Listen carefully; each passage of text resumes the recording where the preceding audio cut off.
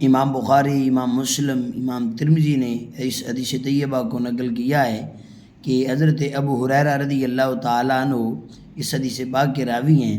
آپ فرماتے ہیں کہ مصطفیٰ جان رحمت صلی اللہ تعالیٰ علیہ وآلہ وسلم نے ارشاد فرمایا کہ اگر لوگوں کو معلوم ہو جائے کہ اذان دینے میں اور پہلی صف میں کتنا اجر ہے تو پھر لوگ قرآن اندازی کرنے لگ پڑے۔ قرآن اندازی کے بغیر پھر ان کو موقع نہیں ملے گا۔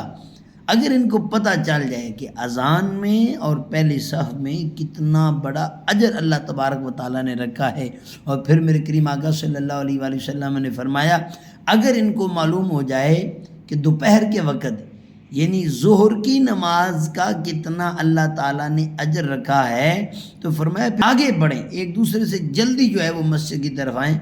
کس وقت؟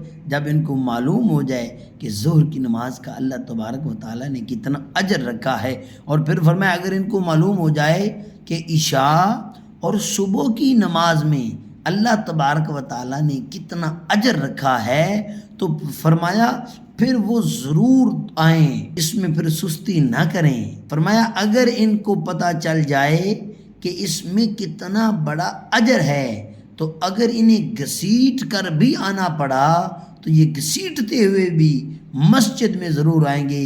کب؟ جب ان کو پتہ چل جائے گا کہ نماز کا اللہ تبارک و تعالیٰ نے کتنا اجر رکھا ہے۔